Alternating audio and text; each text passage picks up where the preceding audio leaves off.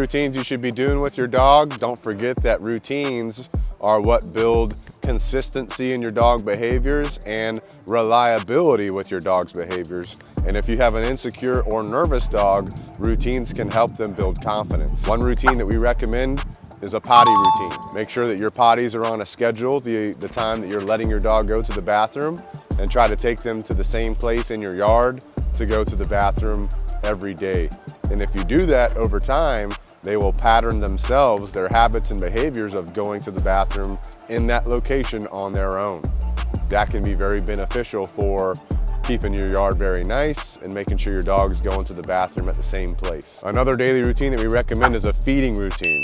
We recommend feeding your dog 2, maybe 3 times each day, and for each feeding, separate your dog's total calories for that day into your feeding amounts, right? So if you're feeding twice a day, break their calories up into 2 meals. If you're feeding 3 times a day, break their daily calories up into 3 meals. Now, when you're actually feeding, give your dog their food for about 30 minutes and then take that food up. We don't recommend grazing because that cannot develop good eating habits, right? With grazers, they'll keep going to the food bowl, or maybe they'll skip meals altogether. So what we recommend for feeding, use a kennel or use an area of your house that you designate for feeding. Before you have them start eating, put them in a downstay or a spot command on a pet cot. Have them stay there while you prepare their food. We do recommend incorporating some type of raw food into your diet and a joint supplement. But prepare their food, put their food in their feeding area, whether that be their kennel or the area of your house that you're using, like your kitchen. Put that food down, tell your dog either to go into their kennel or that it's okay to get up and eat. Once they start eating, the timer starts for about 30 minutes. This is super easy for people if you have your dog eat at the same time you're eating. So if you're eating your breakfast, you give your dog their breakfast right before you start eating. When you're done eating, about 30 minutes later, you pick up their food. Same thing for dinner. What this does is build up a pattern of behavior and habit of eating on a regular schedule. Additionally, because you have them do a downstay before you have them eat, now they have to earn that food.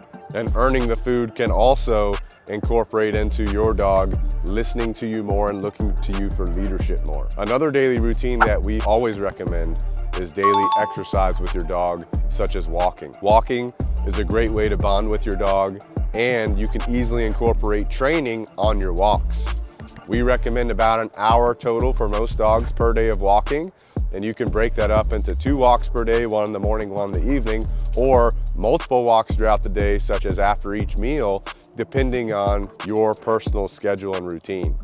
But taking your dog for a walk, giving them some time to sniff around, but also having a structured walk, such as in a heel position, is highly recommended because this is also working your dog mentally as well as physically, all right? So take your dog for a walk, incorporate training on the walk, such as doing a downstay to a come command, doing a heel position, doing a sit position.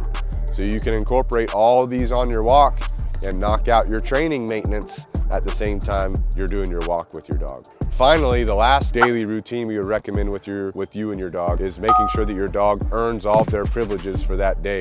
So a privilege could be freedom to roam around the house, freedom to play, chewing on things, playing with toys.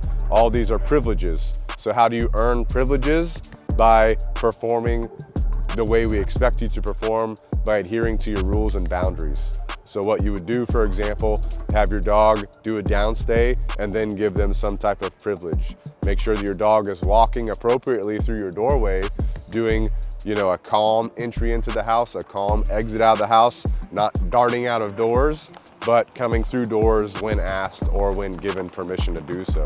If your dog's adhering to you about 90% of the time for your rules and expectations as a house, as a family, as a pack, then privileges have been earned. But if your dog's really struggling to listen to you, really struggling to pay attention to you, I would hold back on privileges until their adherence to you and your rules gets a little bit stronger.